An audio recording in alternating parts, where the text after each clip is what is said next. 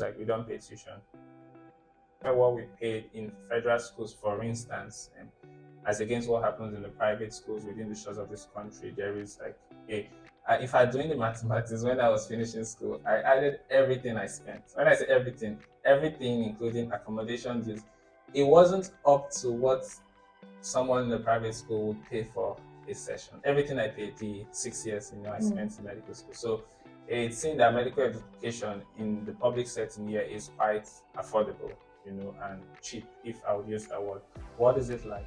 You're welcome to On Becoming a Doctor podcast. My name is Dr. Gospel. I'm a medical doctor, a life coach, and also a YouTuber. If you're a medical student, an aspiring medical student, or a medical doctor, and you're keen on living a successful life throughout medical school and also having a fulfilling medical practice, then click the subscribe button below. I've been privileged to coach medical students in hundreds of numbers over the past couple of years, and I finished as the valedictorian of my set while being a sportsman and also cutting away numerous leadership awards. So I know the in and the outs of medical school, how to live a balanced, a successful life, and how to also pursue the dreams you have aside medical practice successfully. So I need you to join me every week on Sunday by 12 p.m. on this channel as I bring you value, ranging from succeeding through medical school, dealing with failures, and having the very, very difficult conversations on the podcast series I title Unsteady Waters, the typical conversations that everyone will run away from having. So definitely I'm inviting you to join me every Sunday by 12 p.m. and I'll be seeing you. Thank you. Hi everyone, it's Dr. Gospel Ikpotokin here, as you all know. You're welcome to On Becoming a Doctor series, and we're continuing the recent sessions we've been having, which is Unsteady Waters, difficult conversations about medical school. Everything people would tend to run away usually, those conversations that, it feels like you're walking on tiptoes. So today we are having episode 3, which is where we compare foreign medical education as against what we have locally here within the shores of Nigeria. And I'm very delighted to have a co-host with me today. I'll let her do the honors of introducing herself. Hi guys, my name is Hidayat Amrita. I am a medical doctor. Well, to be specific, I just finished my house job training. Yes, yay! And yes, I am very happy to be here. Okay, thank you. You're welcome. Thanks for joining us on the show. So now, with regards to the faculty and the mentorship, now these are like two things in one. Looking here back home, I've always told people that I feel like we have human resources in excess, so to say, to the point we're even exporting. We're exporting professors, consultants, residents at every level. Nigeria is just like giving out, to the world. So in terms of faculty members, quality of the professors, the teachers, if you listen to these guys, you will know that they are sound, like they know their stuff, they know what they are doing. But coming down to the level of mentorship, in an official sense, it's not something that is so common, in our setting. I keep hearing them talk about it. Even, I think this morning, in O&G, they were just having a conversation about the fact that, they're having like a mentorship interaction in a particular meeting. It's still at a theoretical level because sometimes we have things that are bothering us, either as interns or when we were students, and it felt like anytime you speak up, they would always bring this up, that's how it has been, that's how we did it. So, and then we are saying, you guys are contradicting yourself. You're telling us, come to us when you have challenges, we want to mentor you. But anytime we speak up, we just get suppressed. So I feel like there's a gap that needs to be worked on here back at home, both at the level of students and then also in the practice. I remember the only time I had an official mentor as a student was during my pediatrics posting. And it was really nice. I could talk to, the lecturer. She would give counsel, give guidance. Otherwise, every other mentor-mentee relationship I had was informal. You'd have to see someone that fits like the ideal picture of what you want in a mentor, and then try to get familiar. People have barriers. Not everybody will let you come close to them at first instance. So it will take you like 2 to 3 months of either saying hi, and everything you just typically do to break that initial barrier before you can have a mentor in that sense. So I know that's an area that we have to work on back here at home. But what was it like for you guys? Okay, for us, considering that you're an international student, you're paired with, let's say, a counselor or guidance and counselor, something like that. So you actually have somebody to report to in terms of distress, discomfort, challenges that you're facing. I know that in some schools they actually look for feedbacks, like let's say weekly feedback. How are you? So that one that's for that. But again, because you're an international student, you see sort of like a gap between the actual national students of the place. Like when it comes to, let's say, apart from that guidance and counsel, like professors and your superiors, they're just, you can tell that they're just there to teach you, understand? And so you don't, okay, you form relationships with some, but you hardly ever do with a lot of them, because first of all, there's the language barrier thing. True. Second of all, there's this thing that you're just international students, so they're just there to teach you, and they don't really like, let's say, giving you special treatment or whatever. That's the school's problem. They're just there to just give you what they have and move a lot of the times. So it was like that with our professors, honestly. Only like a couple of them maybe you'll have very superficial relationships with, but other than that, it was just, apart from the guardians and counselor or like something like that, it wasn't really a thing too outside there. Okay.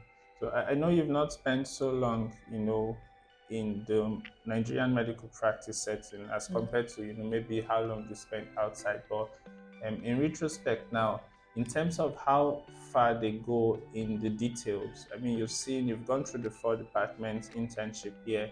How would you rate them? Now, we're not really trying to say one is better than the other, but I see how our teachers here drive for knowledge. Like they really want you to understand to the basics, the nitty-gritties, so that if one is running into, challenge, complications, maybe while managing a patient and all that foundational knowledge sometimes is what guides you and helps you navigate your way out of that. So what was it like for the professors now or the lecturers? Do they drive for knowledge that much? Is that knowledge drive there for the students to know why this is happening and even the why of why this is happening? Because that's what we see, in most instances here. Okay, I think the advantage lies with schooling here because, like I said, language barrier plays a huge role. If you don't get something and you cannot expressively say, I don't get something, you understand? Then it's like, and it goes like 2 ways, like both ways. Like for me, Egypt was mostly in Arabic, right? If I can't say I do not understand and he cannot explain it to me how I'll understand, he's just going to give up halfway. You understand? So it's just going to be like shabby waters or something like that. But looking at the national students, I actually see them teach them with passion. But you as an international student, honestly, they don't really put down much effort, if I'm being honest. Only, let's say, a few of them, yeah, they'll be like very interested if you get it or not. But most likely you're on your own. You're still going to pay the school fees. You're still going to go to class. They're still going to get paid. That's that. So the advantage lies here. I've seen chiefs and the superiors, in fact down to the house officers, they'll tell you to hear their clicking, they'll tell you to adjust, the regis will hear, the SRs will hear, you understand? So there's like there's more effort put in here, and I feel like, yes, one of it is the language barrier, but also there's a feeling of like you're one of us, you're one of us, you have to get it, sort of thing. So yeah, I feel like the advantage lies here, honestly, on that. Okay. Now, moving on to infrastructure and resources. I know we highlighted that a bit, but now coming down to, in terms of modern equipment, libraries and laboratories, I think that's one thing that's more for the public schools. We really have a deficiency there because, back in my school, I can say 100% like we had all the human resources we needed, but some of these things were always lacking.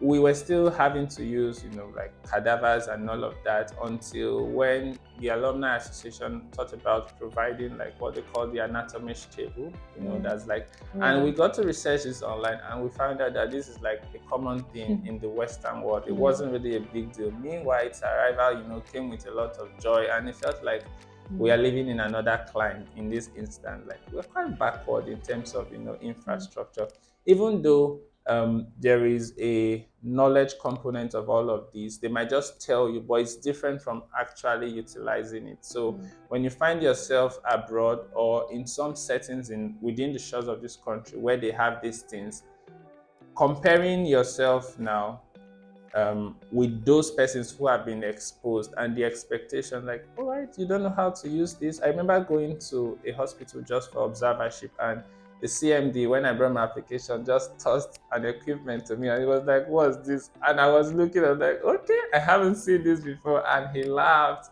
and was like, that's the issue, because he trained in a public school, so he could relate. But based on what he had seen outside, that was a common thing. You get, so I feel we can do more in terms of our libraries, the laboratories, infrastructure, and the equipment we have generally. Well, let's hear what was it like outside. Okay, so Egypt is somewhere in between. Egypt is not the West, and Egypt is not here. So we had cadavers and we had that. Oh, nice. So it was like a balance basically between that when it comes to the whole. And the thing with Egyptians is they have their own books. They produce, so yes, you have Grey's Anatomy, you have all those big books. There's also Egyptian books that are smaller and they are summarized and they have pictures and they are readily available. So I like that about that. And also we have like an e-library basically. So you have access to a lot of the books that will cost you hundreds of thousands of dollars to buy, because medical books are expensive, let's be real. Expensive. Yeah. So there's also that. I feel like in terms of instruments, and we just I don't know, I just never thought about it until I started internship. That's when I noticed the difference, honestly. Like, let's say plaster. I have never seen a brown plaster in my life since I started medical school. So when I started internship and they tossed me this very hard, tough thing to cut, you have to and they told me to cut it, I was struggling. I couldn't, because I'm very used to the peel-on plaster. You just and you peel it. So I feel like these things will not cost us anything. You understand? And it's just the willingness to make the change. Exactly. It's just the willingness to. So in terms of that, honestly, I feel we could do better around here. We really could do better. It's just in the last 2 to 3 years, most of the teaching hospitals, even in this crime, have sort of moved from the folder, paper stuff, into having. I was so proud of this hospital. I was really proud of this hospital. It makes your life easier. Within a year, it's like, I mean, apart from I heard pediatrics still uses it, but I mean, apart from that, the whole hospital is now like on tabs and on phones, and it's very convenient. Very convenient. You're not scared about losing patient information, because some of these patients, if they come 10 years time, you can just scroll down the folder and you see everything that's happened. Over so the years. It's a step in the right direction. I feel like we have the right mindset for it. It's just something. Yeah. Okay. Now, global recognition and mobility.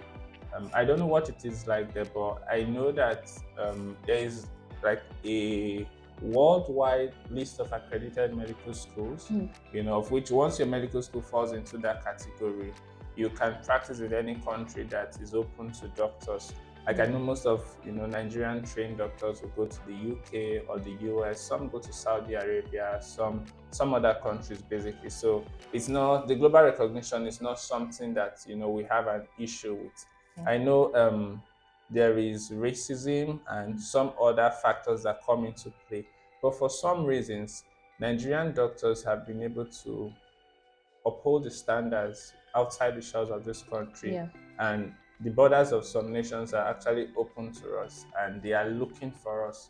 We've had instances where they would even have to travel down to Abuja, and it's like they're trying to sneak out even the very top professors, and the big guys within this space. So that's not an issue that we have. The global recognition we have, it's there. At least for the medical profession, we are well respected. We've had Black, Americans, do like breakthrough surgeries, something's happening for the first time. So it's something that we have. We'll hear from. Yes, I mean, that's the advantage. I feel like, yes, okay, for my school, we had relations with certain schools, certain countries. In fact, we had an exchange program that you could actually do it within the school without finishing medical school.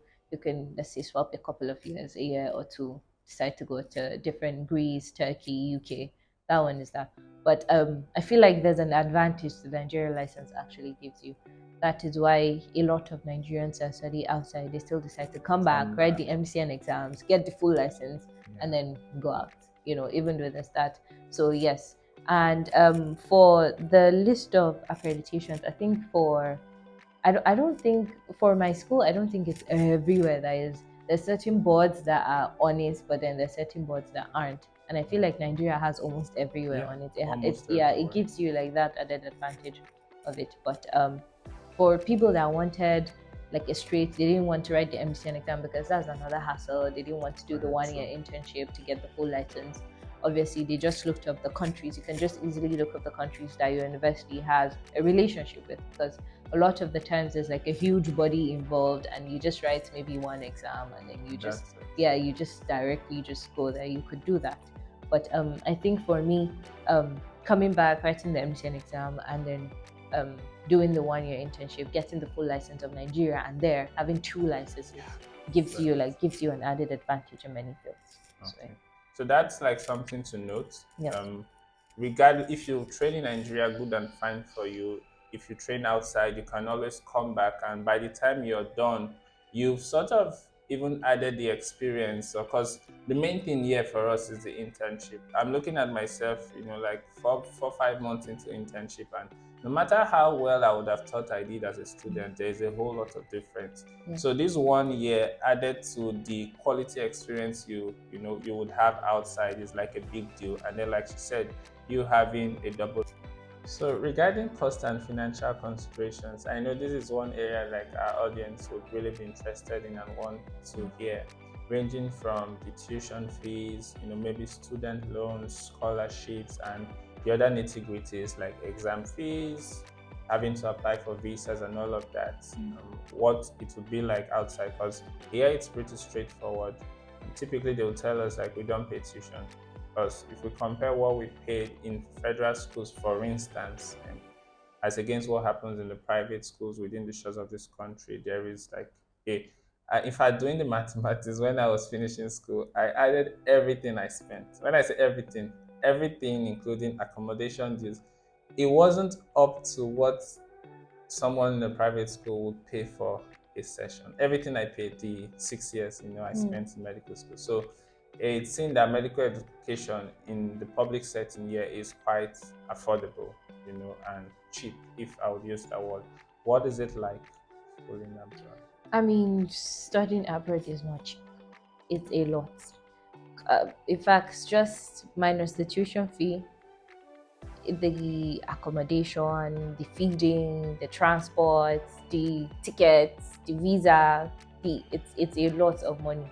It's so much that you don't even talk in naira. Yeah. You have to deal in dollars and stuff like that, foreign currencies. So it's actually a lot, and for each institution it differs. But I think mine was around, actually I really can't remember, but let's say a couple of thousands of dollars per session. So let's say the 2 semesters or something like that, and that is minus the accommodation.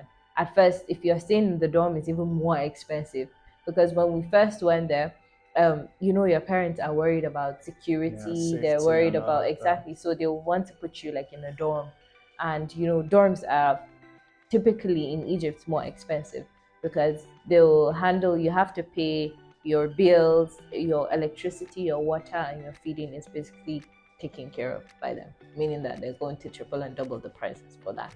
And also international students, their price is different for everything. It's like times 5 of normal rates.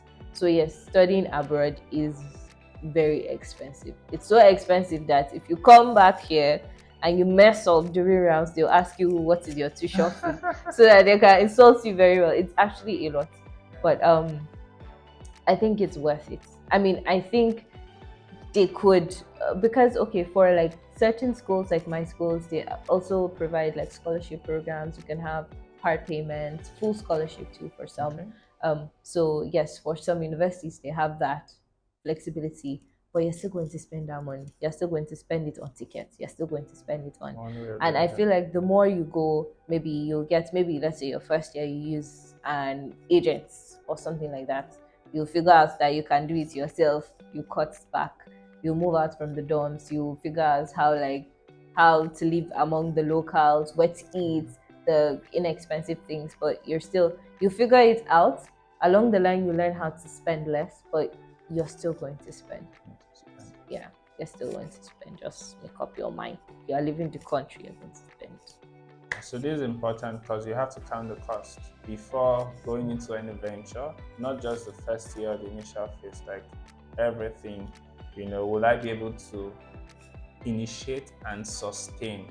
I think the two of them would come into play to see that you successfully finish the school, and for financial reasons one is not having to come back home and all of that. But like she said, it's worth it. If it's something you can do, you should go for it. But if not, you still have assurances of a good quality medical education back home in Nigeria.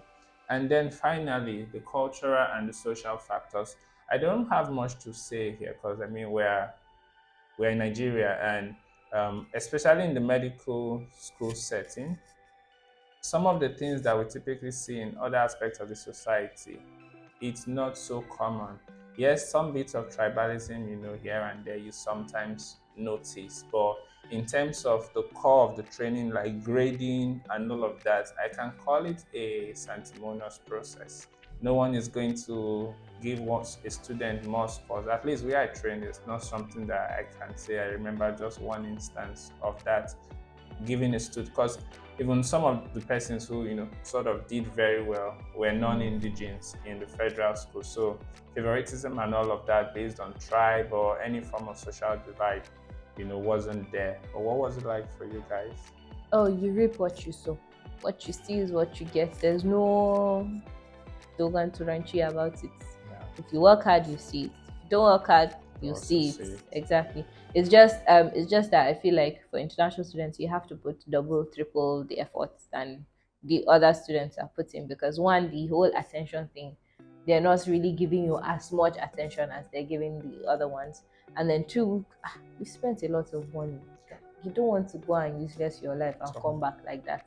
So there's just that. But yes, there's it's a very, I feel like the only maybe a bit of racism that you'll get is maybe on social gatherings, like maybe going out with the locals, taxis from the markets. But in the hospital, yeah, it's just strictly black and white. There's nothing associated with color. I mean, I should have used a different system, but yes.